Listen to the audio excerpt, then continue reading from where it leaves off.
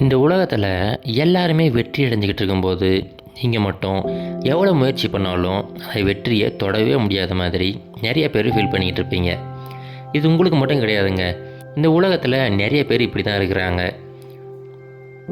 அவங்களுடைய வாழ்க்கை ஒரே இடத்துல ஸ்டக் ஆகி நின்றுக்கிட்டு இருக்கும். இந்த மாதிரி இருக்கிற மனிதர்கள் எப்படி அங்கேருந்து ரீஸ்டார்ட் பண்ணி மறுபடியும் வாழ்க்கையை ஆரம்பிக்கலாம் அப்படிங்கிறத ஒரு சின்ன கதை மூலமாக பார்ப்போம். முன்னொரு காலத்தில் ஒரு அழகான கிராமம் ஒன்று இருந்துச்சு. அந்த கிராமத்தில் இருக்கிற எல்லா மக்களும் கடினமான உழைப்பாளிகள். எல்லாருமே ஏதாவது ஒரு வேலையை செஞ்சுக்கிட்டு ரொம்ப மகிழ்ச்சியாக வாழ்ந்துக்கிட்டு வந்தாங்க. அதே ஊரில் ஒரு இளைஞர் ஒருத்தர் வாழ்ந்துக்கிட்டு வந்தார். அந்த இளைஞர் பார்த்திங்கன்னா ரொம்ப புத்திசாலி தான். ஆனால் என்ன பிரச்சனைனா, அவர் எந்த ஒரு விஷயத்துலையுமே கொஞ்ச நாள் கூட இருக்க மாட்டார். ஒரு வேலையை ஆரம்பிப்பார், அது செஞ்சுக்கிட்டு இருப்பார். அது ரொம்ப கடினமாக இருக்குன்னு தெரிஞ்ச உடனே அந்த வேலையை விட்டுட்டு அடுத்த வேலைக்கு போயிடுவார். இது தொடர்ந்து செஞ்சுக்கிட்டே இருந்தார். அந்த இளைஞருக்கு வாழ்க்கையில் ஒரு பிடிப்பே இல்லாமல் போயிடுச்சு. அவருக்கும் வாழ்க்கையில் நிறைய சாதிக்கணும், நல்ல பேரும் புகழோடு வாழணும் அப்படின்னு சொல்லிட்டு எல்லா ஆசைகளும் எல்லா கனவுகளும் இருந்துச்சு. ஆனால் அந்த கனவுகளை நோக்கி அவருடைய பயணத்தை அவர் கடைசி வரைக்கும் ஆரம்பிக்கவே இல்லை. இதனாலே அந்த கிராமத்தில் இருக்கிற எல்லாருமே இந்த மனிதரை பார்த்துட்டு, இவர் புத்திசாலி தான், ஆனால் எந்த வேலைக்கும் சரிப்பட்டு வர மாட்டார் அப்படின்னு சொல்லிட்டு பேச ஆரம்பிச்சிட்டாங்க. இப்போது இவருடைய அப்பா மட்டும்தான் இவருக்கு இருந்தார். அவர் தான் அந்த இளைஞரை பார்த்துக்கிட்டு இருந்தார். ஒரு சமயம் அந்த ஊரில் பெரிய பஞ்சம் ஒன்று ஏற்பட்டுட்டு இருந்துச்சு. அந்த பஞ்சத்தினால விவசாயம் முழுவதும் பாதிக்கப்பட்டுடுச்சு. நிறைய மக்கள் சாப்பாட்டுக்கே வழி இல்லாமல் இருந்தாங்க. அந்த சமயத்தில் இந்த இளைஞரோட அப்பாவுமே தவறிட்டார். இப்போ இந்த இளைஞர் மட்டும் தனியாக நிற்கிறாரு. அவர்கிட்ட பெரிய சொத்துக்கள்லாம் கிடையாதுங்க. ஒரே ஒரு சின்ன குடிசை வீடு மட்டும்தான் இருக்குது. இப்போ அந்த இளைஞருக்கு என்ன பண்ணுறதுனே தெரியல. அப்படியே அந்த கிராமத்து சாலை வழியாக நடந்து போயிட்டுருக்கிறாரு. அந்த வழியை பார்க்கும்போது எல்லா மக்களும் கடினமாக உழைச்சிக்கிட்டு இருக்கிறாங்க. பேக்கரியில் பார்த்தீங்கன்னா அந்த மனிதர்கள் காலையில் சீக்கிரமாகவே எழுந்து அங்கே இருக்க ரொட்டிகளை தயார் பண்ணிக்கிட்டு இருக்கிறாங்க. இந்த பக்கம் பார்த்தீங்கன்னா கொள்ளுப்பட்டறைக்காரர் அவர் இரும்பை வச்சு வேக வேகமாக வேலை செஞ்சுக்கிட்டு இருக்கிறாரு. அவர் ரொம்ப கடினமாக உழைச்சிக்கிட்டு இருக்கிறாரு. இப்படி ஒவ்வொருத்தரும் கடினமாக உழைச்சிக்கிட்டு இருக்கிறாங்க. இப்போ இந்த மனிதரும் யாருக்கிட்டையாவது வேலை கேட்கலாம் அப்படின்னு சொல்லிட்டு ஒவ்வொருத்தர்கிட்டையாக வேலை கேட்டு போகிறாரு. நிறைய பேர் இவருக்கு வேலை கொடுக்கறதுக்கு ரொம்ப தயங்குறாங்க. இப்போ ஒரு பேக்கரியில் மட்டும் இவருக்கு வேலை கொடுக்குறாங்க. ஆனால் இவரால் காலையில் சீக்கிரமாக எழ முடியல. அந்த பேக்கரியில் காலையில் 5 மணிலேருந்தே வேலையை ஆரம்பிக்கணும். ஆனால் இந்த மனிதர் ஒவ்வொரு நாளும் லேட்டாகவே போய்கிட்டு இருந்தார். இப்படியே போய்கிட்டு இருந்த உடனே அந்த பேக்கரிக்காரரு, இல்லைப்பா இது சரி வராது, நீ வேறு எங்கேயாவது வேலையை பார்த்துக்க அப்படின்னு சொல்லிட்டு இவரை அனுப்பி விட்டுறாரு. இப்போ இந்த இளைஞருக்கு யாருமே வேலை கொடுக்க மாட்டேங்கிறாங்க. ஆனால் எல்லோரும் பேச மட்டும் செய்கிறாங்க. இந்த இளைஞருக்கு திறமை இருக்குது, ஆனால் சரியாக பயன்படுத்த மாட்டேங்கிறாரு. அவர் கஷ்டப்படாமலே உயிர் வாழலான்னு பார்க்குறாரு அப்படின்னு சொல்லிட்டு ஒவ்வொருத்தரும் கண்ணா பின்னான்னு பேச ஆரம்பிச்சிட்டாங்க. இப்போ இந்த இளைஞருக்கு அவங்க பேசுகிற வார்த்தைகள் அப்படியே கத்தியால் குத்துற மாதிரி இருக்குது. ரொம்ப சோகமாக ஒரு மரத்தடியில் ரொம்ப அமைதியாக உட்காந்துக்கிட்டு இருக்கிறாரு. இப்போ அந்த ஊர்லேயே ஒரு பெரியவர் ஒருத்தர் வாழ்ந்துக்கிட்டு வராரு. அந்த பெரியவர் இந்த மனிதர்கிட்ட என்னப்பா என்னாச்சு அப்படின்னு சொல்லிட்டு விசாரிக்கிறாரு. அதுக்கு அந்த இளைஞர் அது ஒன்றும் இல்லைங்கய்யா, எனக்கு யாருமே வேலை தர மாட்டேங்கிறாங்க, என்னாலேயே எந்த வேலையும் சரியாக செய்ய முடியல, என்ன பண்ணுறதுனே தெரியலங்க அப்படின்னு சொல்லிட்டு கண்களில் கண்ணீரோட அவருடைய கஷ்டத்தை அந்த பெரியவர்கிட்ட சொல்கிறாரு. அதுக்கு அந்த பெரியவர் சொல்கிறாரு, இங்கே பாருப்பா, நானும் உன்னை ரொம்ப காலமாக பார்த்துக்கிட்டு தான் இருக்கிறேன். உங்கள்கிட்ட இருக்கிறது ரொம்ப பெரிய பிரச்சனையெல்லாம் கிடையாது, ஒரே ஒரு சின்ன பிரச்சனை தான். அதை மட்டும் நீ சரி பண்ணிட்ட அப்படின்னா கண்டிப்பாக அதுக்கப்புறம் உன்னுடைய வாழ்க்கை நல்லபடியாக போய்கிட்டு இருக்கோம். என்னங்கய்யா சொல்லுங்கள் அப்படின்னு சொல்லிட்டு அந்த இளைஞருமே ஆர்வமாக கேட்குறாரு. உடனே அந்த பெரியவர் சொல்கிறாரு, இங்கே பாருப்பா, நீ எந்த வேலை செஞ்சாலையும் அந்த வேலையை நீ முழு ஈடுபாடோடு செய்யணும். அது மட்டும் இல்லாமல் அந்த வேலையில் கொஞ்சம் வருஷமாவது நீ செஞ்சால் மட்டும்தான் அதில் இருக்கிற திறமைகளை நீ கற்றுக்க முடியும். நீ என்னடான்னா ஒரு வேலையை ஆரம்பிக்கிற, அதை பாதி செஞ்சுட்டு உடனே வேறு வேலைக்கு போயிடுற. எல்லா வேலைகள்லையுமே கண்டிப்பாக கொஞ்சம் கஷ்டம் இருக்க தான் செய்யும். அது நீ நல்லபடியாக கற்றுக்கிட்ட அப்படின்னா கொஞ்ச நாள்லேயே நீ அந்த வேலையில் ஒரு பெரிய திறமைசாலியாக உருவெடுத்துடலாம். அதுக்கப்புறம் உங்கள் திறமையை பயன்படுத்தி நீ சம்பாதிக்கவும் ஆரம்பிக்கலாம்.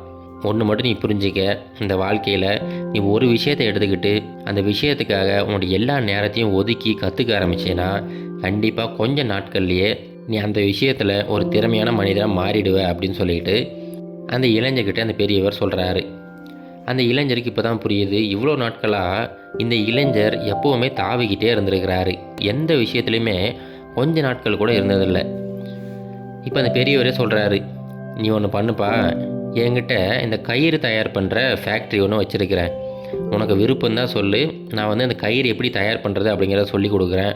அதுக்கப்புறம் நீயாவே அந்த கயிறை வந்து தயார் பண்ணி வியாபாரம் பண்ணு அப்படின்னு சொல்லிட்டு அந்த இளைஞருக்கு ஒரு ஆஃபர் பண்ணுறாரு. அந்த இளைஞரும் கண்டிப்பாங்க ஐயா, நீங்கள் சொல்லிக் கொடுங்க, நான் கற்றுக்கிறேன். இது வந்து முன்ன மாதிரி இருக்காது, இந்த முறை நான் கண்டிப்பாக என்னுடைய முழு ஈடுபாட்டோட செய்ய போகிறேன் அப்படின்னு சொல்லிட்டு அந்த இளைஞரும் அந்த பெரியவர் கூட போகிறாரு. அந்த பெரியவர் இந்த தேங்காய் நார்கள்லேருந்து எப்படி கயிறு தயாரிக்கலாம் அப்படிங்கிற விஷயத்த இந்த இளைஞருக்கு சொல்லி கொடுக்குறாரு. அது ஸ்டார்ட் பண்ணும்போது ரொம்ப கடினமாக தான் இருக்குது. சொல்லி கொடுத்துட்டு அதுக்கான மூலப்பொருட்களையும் கொடுத்து, சரிப்பா நீ போயிட்டு நீ உன்னோட வீட்டில் ப்ராக்டிஸ் பண்ணு அப்படின்னு சொல்லிட்டு அனுப்பி விட்டுறாரு. இப்போ இந்த இளைஞர் அன்னையிலேருந்து அவருடைய வாழ்க்கையில் ஒரு பெரிய மாற்றத்தை கொண்டு வந்துட்டார். காலையில் சீக்கிரமாகவே எழுந்துருவார். அந்த கயிறுகளை தயார் பண்ண ஆரம்பிப்பார். ஸ்டார்ட் பண்ணும்போது ரொம்ப கடினமாக இருந்துச்சு. ஒரு அடி கயிறை கூட இவரால் தயார் பண்ண முடியல. அந்த கயிறு அப்படியே உதிர்ந்து விழுந்துக்கிட்டே இருந்துச்சு. ஆனால் இவர் வந்து மனம் தளரலை. ஒவ்வொரு நாளும் தொடர்ந்து முயற்சி பண்ணிக்கிட்டே இருக்கிறாரு. கொஞ்சம் கொஞ்சமாக அவருடைய ஸ்கில் வந்து இம்ப்ரூவ் ஆக ஆரம்பிக்குது. அவருடைய கைகள் வலிக்க ஆரம்பிச்சிருச்சு. அவருடைய கைகளில் கொப்பளங்கள் கூட வர ஆரம்பிச்சிருச்சு. ஆனால் அவர் எதையுமே பொருட்படுத்தலை. தொடர்ந்து முயற்சி பண்ணிக்கிட்டே இருக்கிறாரு. ஒரு வழியாக அந்த கயிறை வந்து செஞ்சு முடிச்சிட்டாரு. ஆனால் அந்த கயிறு அவ்வளோ ஒன்றும் பர்ஃபெக்டாக வரலங்க. அந்த கயிறில் பார்த்திங்கன்னா ஒரு இடத்துல ரொம்ப பெருசாகவும் இன்னொரு இடத்துல ரொம்ப சின்னதாகவும் இருக்குது. அந்த அளவுக்கு ஸ்ட்ரென்த்தாக கூட இல்லை. கையில் பிடிச்சி இழுத்தோம்னாவே அந்த கயிறு அப்படியே பிஞ்சு விழுந்துடுது. இப்படி இருக்கிற நிலைமையில் இந்த கயிறு வச்சுக்கிட்டு நான் எப்படி வியாபாரம் பண்ணுறது அப்படின்னு சொல்லிட்டு யோசிச்சுக்கிட்டு இருக்கிறாரு. மறுபடியும் அங்கே இருக்கிற ஊர் மக்கள் எல்லாருமே, இங்கே பாருப்பா, இந்த இளைஞர் மறுபடியும் ஏதோ ஒரு வேலையில் இறங்கிட்டார், இந்த வேலையை எத்தனை நாளைக்குன்னு பார்ப்போம், இவர் வந்து எதுக்குமே சரிப்பட்டு வர மாட்டார் அப்படின்னு சொல்லிட்டு அவர் கண்ணு முன்னாடியே எல்லோரும் பேச ஆரம்பிச்சிட்டாங்க. அவருடைய வார்த்தைகள் என்னதான் இவரை புண்படுத்தினா கூட அது எதையுமே பொருட்படுத்தாமல் மறுபடியும் தொடர்ந்து முயற்சி பண்ணிக்கிட்டே இருக்கிறாரு. அப்படியே பல மாதங்கள் ஆயிடுச்சு. ஒரு வழியாக நல்லபடியாக அந்த கயிறுகளை திரிக்க ஆரம்பிச்சிட்டாரு. இப்போ அந்த கயிறு நல்லா ஸ்ட்ராங்காகவும் இருக்குது. அந்த கயிறை போய் வியாபாரம் பண்ண ஆரம்பிக்கிறாரு. ஸ்டார்ட் பண்ணும்போது யாருமே அவர்கிட்ட கயிறு வாங்க வரவே இல்லை. அதுக்கப்புறம் கொஞ்சம் நாட்கள் கழித்து ஒவ்வொருத்தராக அவர்கிட்ட கயிறுகளை வாங்கிட்டு போகிறாங்க.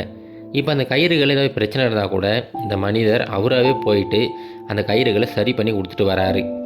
அப்படியே கொஞ்சம் நாட்கள் கழித்து பார்த்தீங்கன்னா இவருடைய கயிறு மற்ற இடங்கள்லேருந்து வர கயிறுகளை விட ரொம்ப ஸ்ட்ராங்காக இருக்குது. அது தெரிஞ்ச உடனே எல்லா மக்களும் இவர்கிட்ட கயிறுகள் வாங்க ஆரம்பிச்சிட்டாங்க. இவர்கிட்ட நிறைய பேர் இந்த ஊரில் மட்டும் கிடையாதுங்க, பக்கத்து ஊர்லேருந்து கூட வந்து கயிறுகள் வாங்கிட்டு போனாங்க. உடனே இந்த இளைஞர் இன்னும் கொஞ்சம் பேரை வந்து வேலைக்கு எடுக்கிறாரு. அவங்களுக்கு சொல்லி கொடுத்து ஒரு சின்ன ஃபேக்ட்ரி ஒன்று ஆரம்பிக்கிறாரு. கொஞ்ச நாட்கள்லேயே பார்த்தீங்கன்னா இவர்கிட்ட கயிறு செய்கிறது எப்படி அப்படிங்கிறத கற்றுக்கிறதுக்காகவே நிறைய பேர் வராங்க. நிறைய பேருக்கு சொல்லி கொடுத்து நிறைய தொழில் முனைவோர்களை உருவாக்கிக்கிட்டே இருக்கிறாரு. இப்போ தான் அந்த கிராம மக்கள்லாம் பேச ஆரம்பிக்கிறாங்க.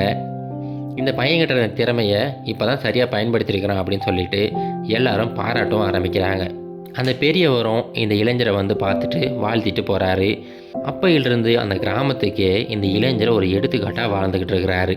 இப்போ இந்த கதையில் வந்த இளைஞர் மாதிரி தாங்க நம்முடைய வாழ்க்கையிலும் பார்த்திங்கன்னா நாம் நிறைய நேரங்களில் இந்த மல்டி டாஸ்கிங் அப்படின்னு சொல்லிட்டு நிறைய வேலைகளில் ஈடுபட்டுக்கிட்டே இருப்போம். ஆனால் உண்மையிலேயே இங்கே ஒரு வேலையை எடுத்துக்கிட்டோம்னா அந்த வேலையை முழுசாக முடிச்சுட்டு அடுத்த வேலைக்கு போனோம்னா கண்டிப்பாக அந்த வேலையும் சரியாக முடியும். உங்களுக்கும் அந்த வேலையை முடித்த மாதிரி ஒரு திருப்தி கிடைக்கும். அதை விட்டுட்டு ஒரு வேலையை ஆரம்பிச்சுட்டு அதை பாதியிலே விட்டுட்டு அடுத்த வேலைக்கு போய்கிட்டே இருந்தீங்கன்னா கடைசி வரைக்கும் எந்த வேலையுமே உங்களால் சரியாக செய்ய முடியாது. அதனால் இதுக்கப்புறம் நீங்கள் ஒன்று மட்டும் ஞாபகம் வச்சுங்க, நீங்கள் ஒரு விஷயத்தை எடுத்துக்கிட்டால் உங்களுடைய முழு ஈடுபாட்டையும் அதில் செலுத்தி அதை முடிச்சுட்டு அடுத்த வேலைக்கு போங்க, அடுத்த விஷயத்தில் ஈடுபடுங்க. கண்டிப்பாக எல்லாருமே நம்ம நினச்ச உயரத்தை அடையலாம். இது கரேஜ் டாக் மோட்டிவேஷன் கதைகள்.